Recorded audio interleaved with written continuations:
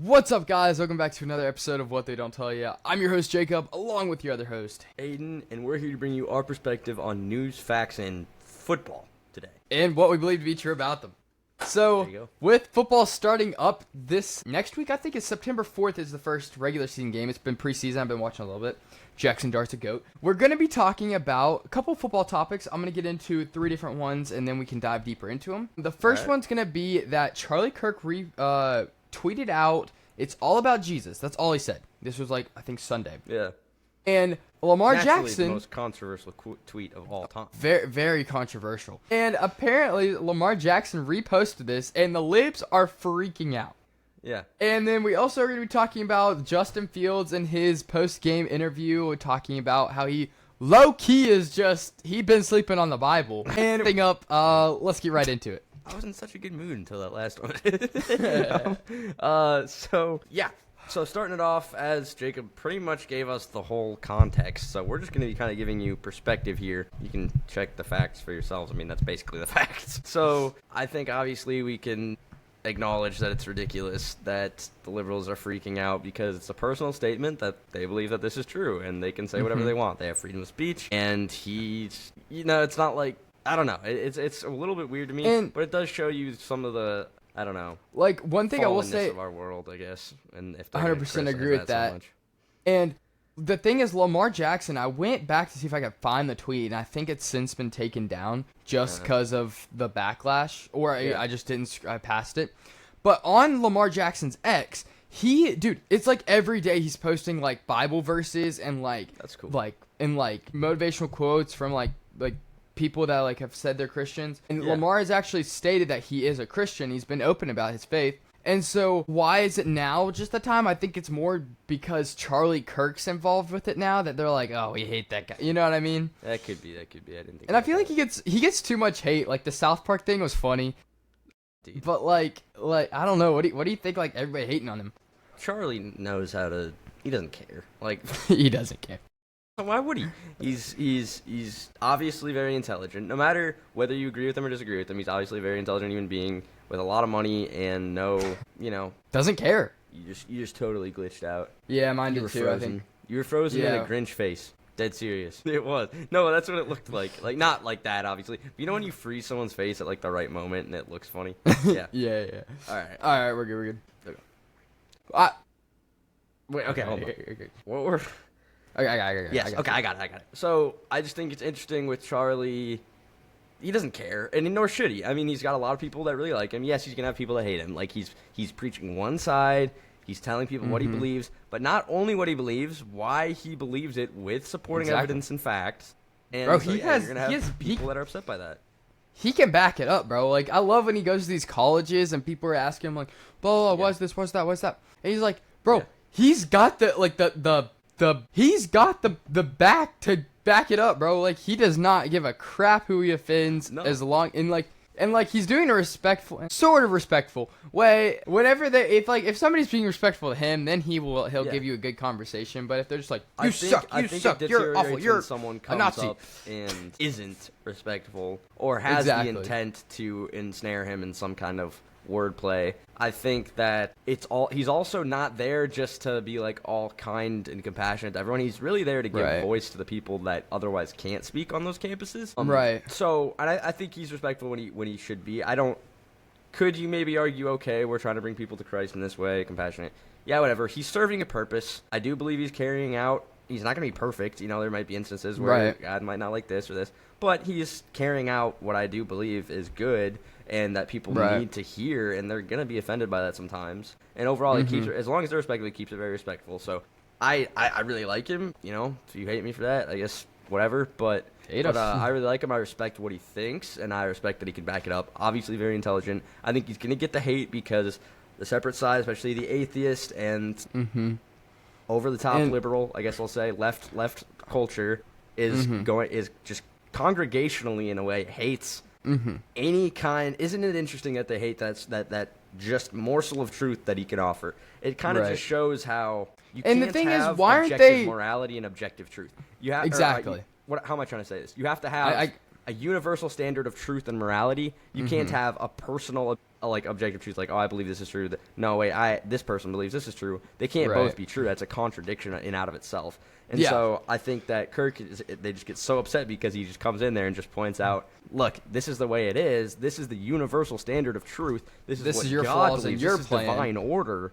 And Exactly. people get very upset by that because I think it goes back to spiritual warfare and that conflict. Mm-hmm. I 100% agree. And the funny thing is, it's like, why are they not fighting, like, Judaism or, like the God of, like, the sun? Like, why aren't they fighting these? It's because they know that this actually has an argument. This is actually, like, legit. So they're fighting something that it's, like, they realize in their mind, subconsciously, without maybe not necessarily saying it, but subconsciously saying, okay, maybe it is real, but we don't like it, so we're just going to fight it anyways. They don't like it because we have these rules. Well, there's obviously the central reason because they hated Jesus. Jesus said this was going to happen. It's irrational, but it's still a spiritual fight, so it's really more they're just being pulled along by their emotions and what the devil tells them. But I do think that from just like the humanistic side, logically what we can say is I think they don't like it because we have these rules. We don't like what they're doing, but they want the freedom to do those things. And they also can't comprehend how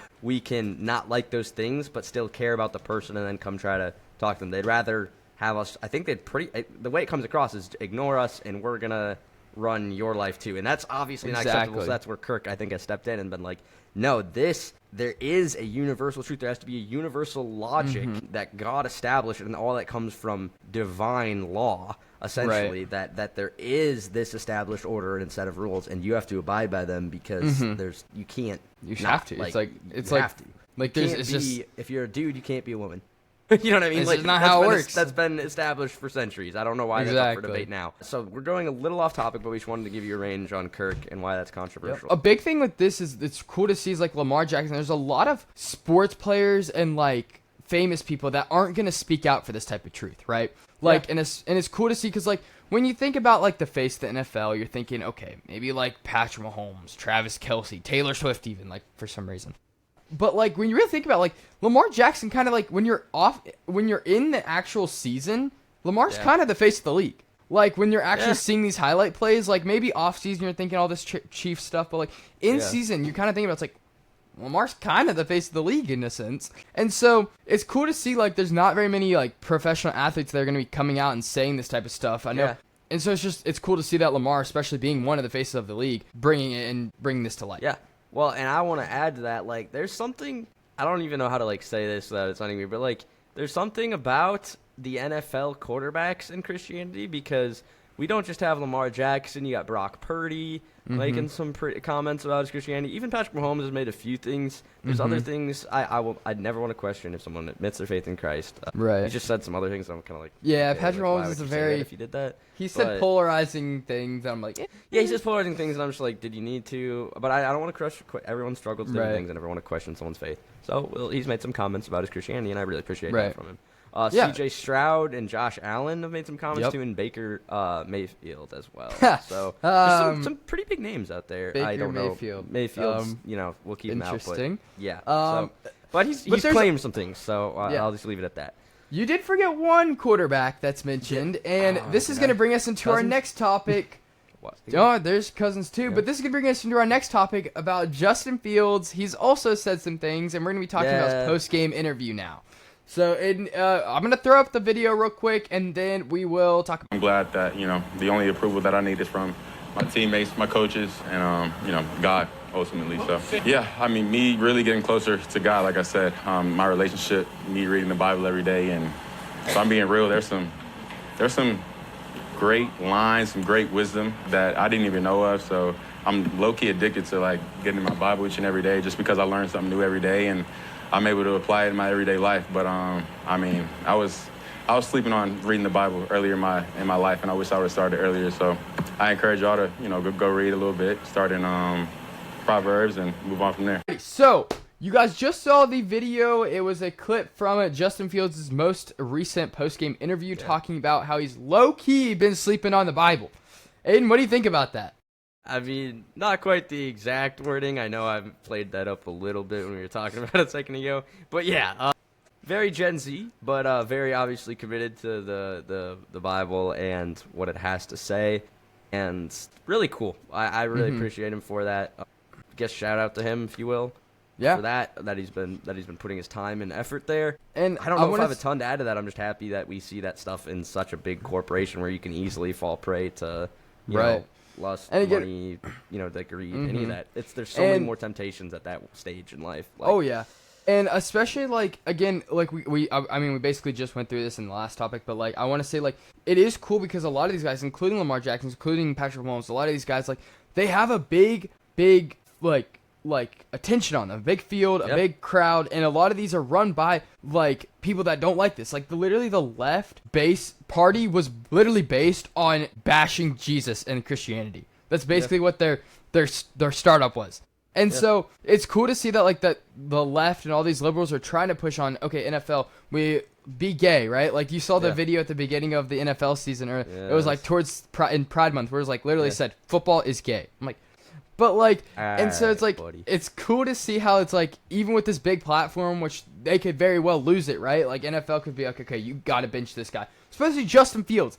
He ain't no Patrick Mahomes. Patrick Mahomes can get away with saying a couple more things than Mr. Justin Fields that hasn't played 4 games in his entire career. So it's cool to see that, like, even smaller guys that are like could be risking their career are still saying this. And, like, again, it seems like he's a new Christian, so he's not gonna be apologetics, like, defending the faith like nobody's business. But it's still cool to see how he's really like, he's just like more than anything you would see in somebody else. Yeah, I agree. Just glad to see that he's been doing that more. You know, because you can be walking in that relationship with God, but sometimes, you know, you fall off of like, oh, I haven't been reading my Bible, I haven't been praying. So that's cool that he's getting on track with that. Really good to see. I think I'm ready for our next kind of part of this, if you're ready, if we keep going. So I agree with that. So today's gonna be a shorter episode just because we have baseball. I have baseball tryouts. Aiden has a couple appointments later. So, but we are going to do one more topic for today. It's 4 mini topics instead of 3 bigger topics. I wonder which one of us sounds tougher after that. Jacob's going to baseball tryouts. Aiden's got appointments. Appointments. He's got the steroids. What? Yeah. Anyways, so we're going to be talking about Quinshon Judkins. I think I'm saying his name right. This is a Browns rookie running back. He is facing battery charges and alleged domestic violence for an incident that happened in Florida. So I'm going to run you down the incident real quick, and then we can talk about it. Yeah. So on July 12th in Fort Lauderdale, Florida, an alleged domestic violence case was reported on, again, July 12th.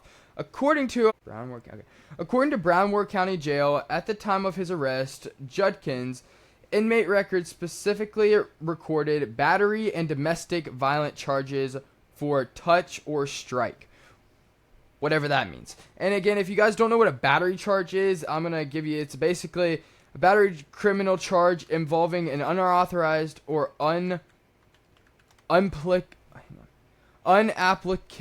unwanted force or violence against another person, resulting in offensive touching or physical injury. So we've seen this a lot, and it seems to be with running backs, which is weird, like Le'Veon Bell and like Kareem Hunt. A bunch of these guys are running through people, exactly, bashing them out of the way, stiff arms and stuff, dude. They don't know anything else. You're not wrong. Maybe we should look into that. To be monsters. What do we expect? You created a monster. Yeah. But again, I think I want to talk about just like these incidents in NFL in general. Like, what are your thoughts on some of these incidents? Well, I think we see like the really cool side with people like Lamar Jackson. You know, they overcome, they step up, they clean. You know, they just have these. I don't want to say like they're always clean. I'm sure they have mistakes and all that, like everyone. But still, like they're on these like cleaning up, doing these good things, showing what it looks like to live better, and then, you know, then you're going to have the people who fall prey to the, I don't want to say the stereotype, but just the temptations that are going to come. Like, with being in the NFL, it comes a little bit of invincibility, comes a ton of money, I'm rich, I'm better than you. Yeah, and so, but then I think a lot of it also is like, well, they put all their time into football and not a ton into other pursuits, whether that's just, you know, like that, I don't know how to say it. I think you're rating someone in the sense, and I gotta say this like carefully because I don't know how to like fully phrase it. Right. But you're raising someone in a certain way where they're gonna be playing a lot of football. That doesn't mean they're not smart, but it does mean that they're not gonna care as much about that ethics thing when they're raised in this culture that's very much so. Yeah, I'm better than everyone, or I'm I think that's obviously very that aggressive too. I think it does take a certain amount of aggression to do that. Right. And then I think if that's not tempered by any good, maybe good role models, even you don't know where those people are at in life. I suspect probably no good role model's not a great, good influence does. I suspect that those things are true. Usually, those things are true in cases where there's assault later on, and then, yeah, again, you're living in this world where you're protected, pretty much. And again, I'm sure there'll be a bail posted, and he'll get out because he has the money to do it. And so you have a little bit of invulnerability there, and that's the aspect. And you've where seen I that a think lot they can get away with it. all of these situations. And again, I think this starts from a young age, like high school, middle school level, where it's like, okay, you're literally gonna eat, sleep, drink football. You're coming from my dad, your dad. Your dad's dad, your dad's dad's uncles, neighbors, cousins, dogs, friend, like they all play football, so it's like you're going to be in the NFL, right? Nothing cares, nothing matters, and I feel like that's a good reason that like a lot of like good parents are like focusing on, okay, I mind if you play sports, I don't like mine, but school comes first, right? Yeah. And so I think that's a lot of things. It's like, dude, football is your life. You're not doing anything else. If you're, what I mean. So it comes from a different tempering it with anything else, right? Yeah. And then it's just like, and it comes from, a lot of these come from how they're treated, right? Like, I think a lot of these coaches are forcing this yelling, screaming, like, not necessarily, I don't think they're going to hit you, but it's a lot of the same violence, like, coming from the same violent place. Yeah. And then they're like, oh, whenever I'm in after football practice, when I'm just hanging with my friends or hanging with my girlfriend and somebody gets mad at me or I get mad at them, then something like this happens. Yeah, I think to break it down, I think there could be a lot of reasons. There could be a million. We've listed a few. I think another reason, I think upbringing is the most important. Then I think, how you're educated, how it's tempered, role models, what you're seeing in practices. I think all that influences. And then, your invulnerability because of the station that you hold. And then I think, aggression because, maybe you just have more of that. I mean, that can even be more testosterone. Like, I don't know. You know what I mean? Like, that just aggression can come. I think it could be, I think it's experiences that shape, and then they do this. And then I think also there's probably a level of unsatisfaction. I do think that there's a lot, and so that's why you see that level of satisfaction, because these people, like Lamar Jackson, are finding that in Jesus, as Jesus says, like, I'm the only thing that can actually fill you consistently. And I wish more people would see that, because it's true objectively when you look at everyone that's encountered Christ in a meaningful way. And I think when you look at someone like Tom Brady, you remember he made it to that Super Bowl. I think it was Tom Brady, and basically said, "This is all there is. Yeah, I won." Right, and that's it. It doesn't fulfill something meaningful in your life. I'm not saying it won't satisfy you for a little bit, or it's not a very exciting and important achievement. But then I think a lot of these people have that, and suddenly they go out, and then they have that level of invulnerability. And so to them, it might just be part of a way, like, how am I getting satisfied? I'm bored. That restlessness. And again, I don't know. Think there's so many reasons, you guys. If you are a Christian and coming from like the Justin Fields, Lamar Jackson, I think a lot of these things, it's like, if you are a Christian and you're playing this game, you're more using this as like, okay, I can use this as a platform. I can use this as, I can tell people like my story, where I came from, how my coaches treated me, how people treated me, and then I used my faith in Jesus to calm myself, not go to the anger and hit people's side. Instead, I use this to go out. Go meditate, right, on the word or something like that instead. And so I think there's two different ways, and it's usually two different paths, and there's not usually an in-between. Yeah. I think it's with a lot of sports and just a lot of things in general. Yeah. So I think it's where you put your time, energy, and your mind, I think. So that just gives you a large overview of reasons. I think beyond that, guys, this just gives you a really good summation of kind of what's been going on in the football world. Yeah. Right now. We just wanted to hit a little football episode before the season starts. We'll have back with another episode next week, of course. So let us know your thoughts down in the comments below. Anything else you want to add? I don't think so. Just grateful to have you guys watching. Yeah, thank you. Appreciate it. Peace out. Peace.